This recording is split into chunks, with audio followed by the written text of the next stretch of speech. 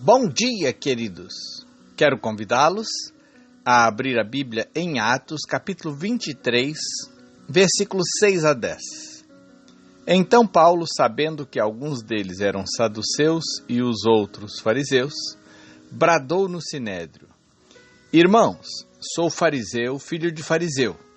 Estou sendo julgado por causa da minha esperança na ressurreição dos mortos. Dizendo isso, surgiu uma violenta discussão entre os fariseus e os saduceus, e a assembleia ficou dividida. Os saduceus dizem que não há ressurreição, nem anjos, nem espíritos, mas os fariseus admitem todas essas coisas. Houve um grande alvoroço, e alguns dos mestres da lei, que eram fariseus, se levantaram e começaram a discutir intensamente, dizendo: Não encontramos nada de errado neste homem. Quem sabe se um espírito ou anjo falou com ele? A discussão tornou-se tão violenta que o comandante teve medo de que Paulo fosse despedaçado por eles. Então, ordenou que as tropas descessem e o retirassem à força do meio deles, levando-o para a fortaleza. Paulo estava perante o sinédrio, o mais alto conselho de Israel, sendo ouvido de acusações falsas que faziam sobre ele, dele estar falando por toda parte contra Jerusalém, contra o templo, contra o povo judeu e a sua lei. Paulo começa a fazer sua defesa e o sumo sacerdote manda alguém bater na boca de Paulo. Paulo chama de parede branqueada, é alertado de que ele era o sumo sacerdote. Assim que Paulo foi informado de que aquele homem era o atual sumo sacerdote, Paulo reconhece ter cometido um erro, criticando uma autoridade de seu povo. A situação para Paulo ali não estava boa mesmo. Como um bom judeu, Paulo conhecia a formação do Conselho Superior de Israel. Ele sabia que aquele grupo era composto de saduceus e fariseus. Os saduceus dizem que não há ressurreição, nem anjos, nem espíritos, mas os fariseus admitem todas essas coisas. Então Paulo bradou no sinédrio: Irmão, sou fariseu, filho de fariseu. Estou sendo julgado por causa da minha esperança na ressurreição dos mortos. A partir daquele momento, a atenção de todos ali no sinédrio saiu de sobre Paulo e concentrou-se na questão da ressurreição. Alguns ali imediatamente consideraram que Paulo pudesse ter mesmo razão no que falava.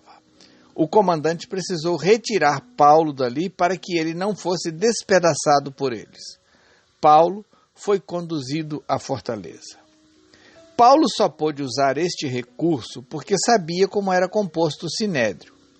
Eu sempre digo para as pessoas que tenho a oportunidade de ensinar que o conhecimento não ocupa lugar na bagagem e poderá ser útil a qualquer momento.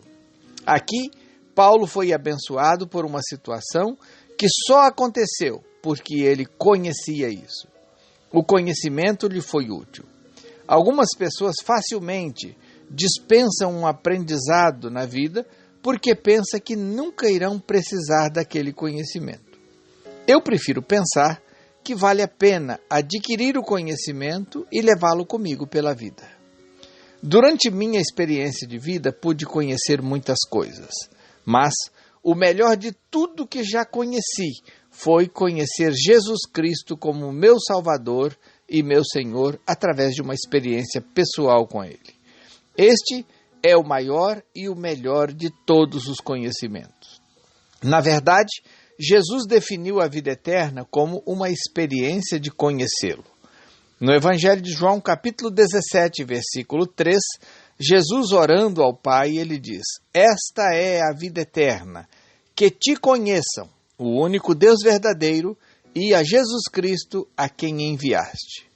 Jesus é o Verbo eterno que se fez carne para que a plenitude da divindade pudesse ser conhecida em carne e osso. Nele habita corporalmente toda a plenitude da divindade. Ele é a expressão exata do seu ser.